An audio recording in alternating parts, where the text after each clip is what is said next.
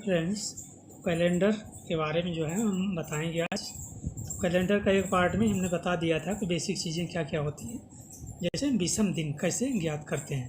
ठीक, तो एक सामान्य वर्ष में कितना विषम दिन होता है? एक। ठीक, और लीप ईयर में 2 विषम दिन होते हैं। ठीक, ये सामान्य चीज़ें आपको बता दी गई थी।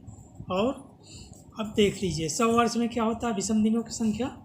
तो 100 वर्ष में 76 सामान्य वर्ष होते हैं और 24 लीप वर्ष। 100 वर्ष में कितने होते हैं? 76 सामान्य वर्ष और 24 लीप ईयर। कितने हो गए? यानी कि 76 प्लस 24 गुणे 2 बराबर 76 प्लस 48 बराबर कितने हो गए? 124 दिन। ठीक, 124 दिन। इसमें से हम यानी कि 7 को जब डिवाइड करेंगे तो क्या होगा? 17 हफ्ता और 5 दिन। इस तरह से 100 वर्ष में कितने विषम दिन होते हैं? 5। 100 वर्ष में 5 विषम दिन होते हैं। ठीक, अब 200 वर्ष में कितने विषम दिन होंगे? 2 गुणे 5 हम 7 से भाग देंगे तो कितना जाएगा? एक बार आएगा 3 शेष। जो शेष होता है वही विषम दिन होता है। जो शेष होता है वही विषम दिन होता है। ठीक, एक बार 3 शेष। तो 2 वर्ष में कितने विषम दिन हुए? 3 विषम दिन हुए। तो 2 वर्ष में कितने विषम दिन हो गए? 3। इसी तरह 3 वर्ष में हम निकालते हैं विषम दिनों की संख्या। तो 3 गुणे 5/7 तो 15/7 हो जाएगा, यानी कि 2 बार जाएगा और 1 दिन शेष। तो 300 वर्ष में 1 विषम दिन होगा। कितना होगा? 300 वर्ष में 1 विषम दिन। अब 400 वर्ष में विषम दिनों की संख्या क्या होगी?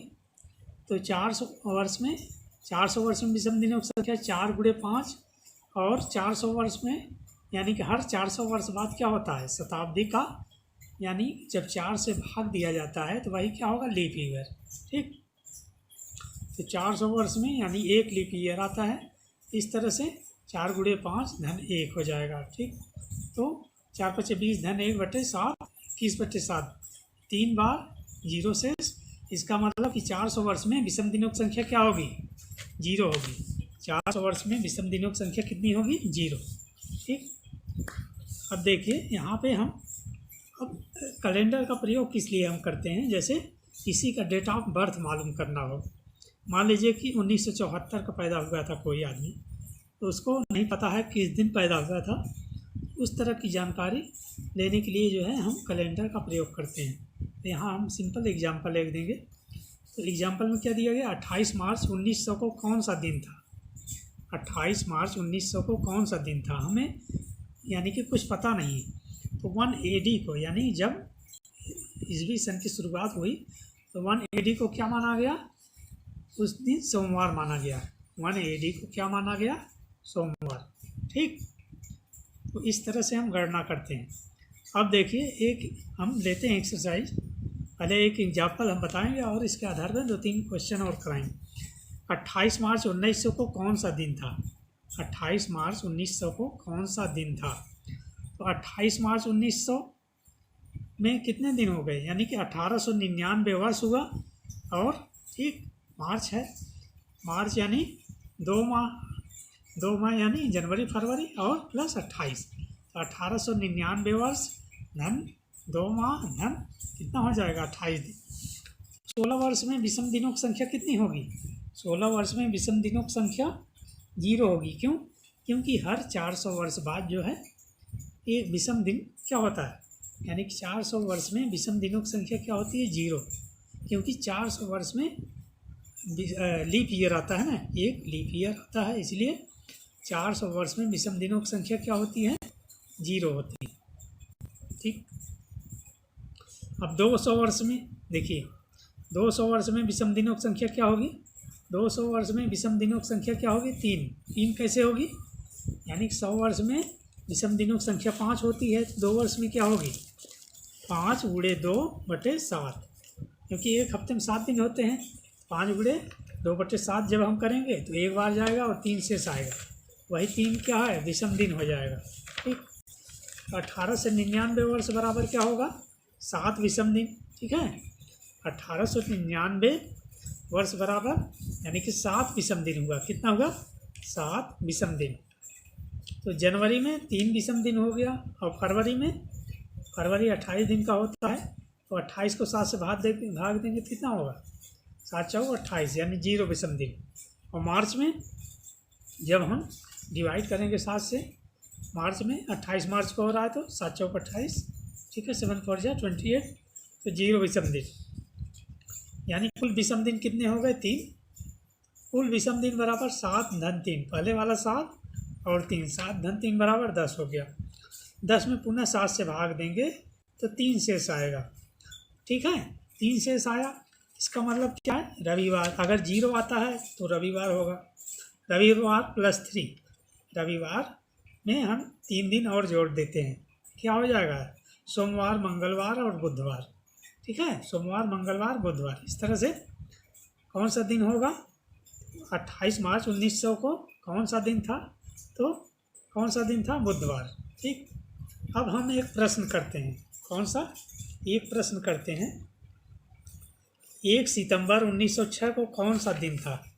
1 सितंबर 1906 को कौन सा दिन था? तो सितंबर कौन सा महीना होता है? 9वां महीना होता है, ठीक। यानी कि 9वां महीना क्या होता है? सितंबर। तो यानी कि 1905 जो है वर्ष पूरा हुआ। कितना हुआ?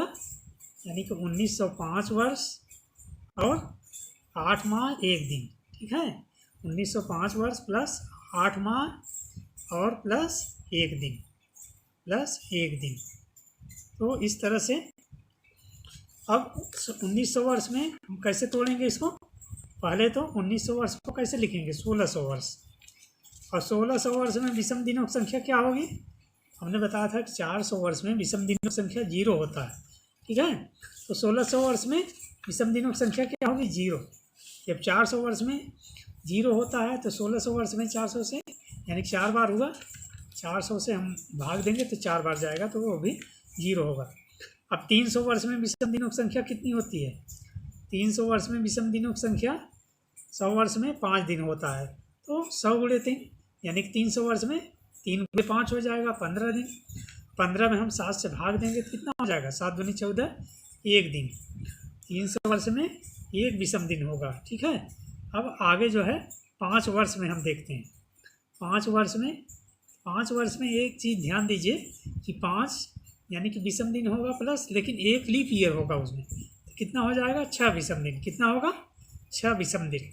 इस तरह से टोटल विषम दिन कितने हो जाएंगे? 7। इस तरह से टोटल विषम दिन कितने होंगे हमारे? 7, ठीक है, 7 विषम दिन हो जाएगा। और इसके बाद क्या होगा? इसके बाद सितंबर हमें देखना है। सितंबर अब देखते हैं जनवरी में, ठीक। जनवरी में जैसे कितना होगा विषम दिन? तो हम जनवरी, ठीक, प्लस फरवरी, जनवरी फरवरी प्लस मार्च और प्लस मई प्लस जून प्लस जुलाई प्लस अगस्त प्लस सितंबर, इस तरह से हम करते हैं गढ़, ठीक। अब जनवरी में विषम दिनों की संख्या कितनी होती है? 3। और फरवरी 28 दिन का होगा तो क्या होगा? 0 हो जाएगा, ठीक है। फरवरी 28 दिन का होगा तो विषम दिन कितने होंगे? 0। और मार्च 31 दिन का होता है 3, ठीक है। अप्रैल 30 दिन होता है तो विषम दिन कितने होंगे? 2 हो जाएगा, ठीक। और मई 31 दिन का होता है 3, और जून 30 दिन का होता है तो 2 हो जाएगा विषम दिन, ठीक है। और जुलाई में 3 दिन होगा, और इसके बाद अगस्त में 3 दिन, और सितंबर में 1 दिन। इस तरह से कुल विषम दिन कितने होंगे? 20। कुल विषम दिन कितने हो जाएंगे? 20।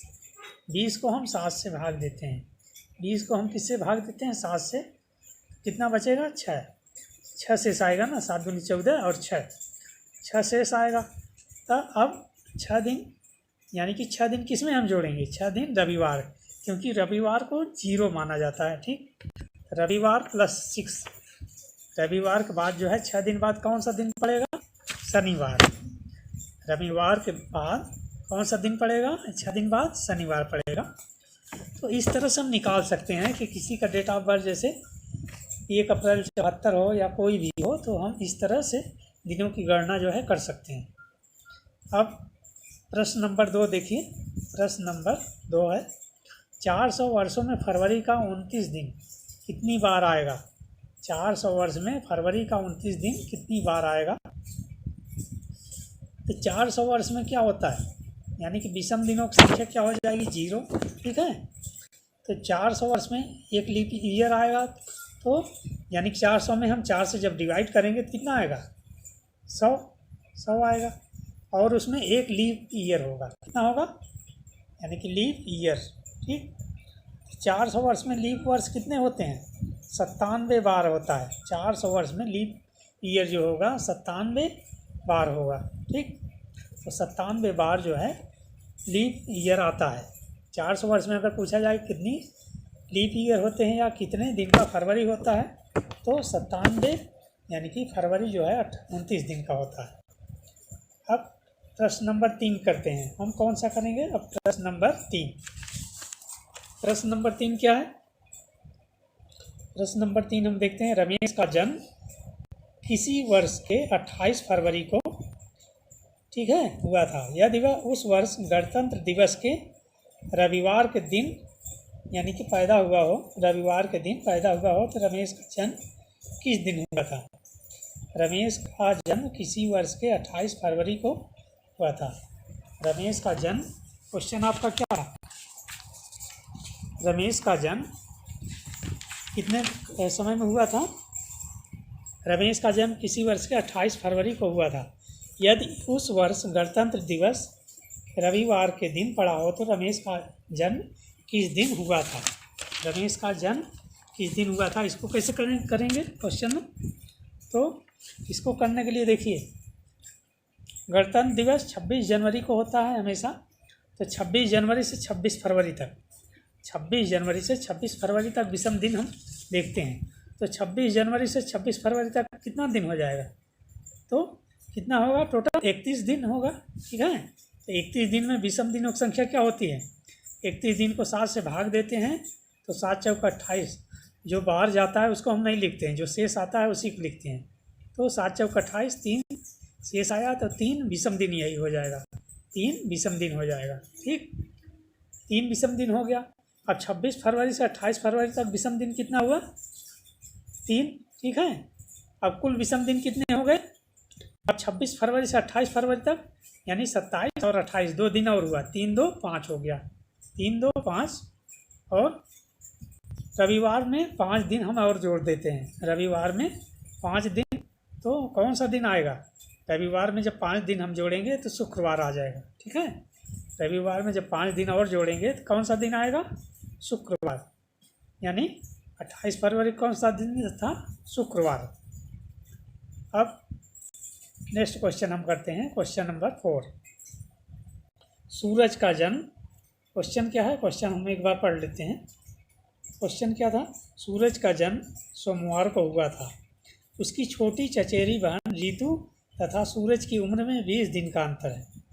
यानी उसकी जो छोटी बहन, चचेरी बहन है रीतु, तथा सूरज की उम्र में कितने दिन का अंतर है, 20 दिन का अंतर। रीतु का जन्मदिन किस दिन हुआ था, रीतु का जन्मदिन किस दिन हुआ था।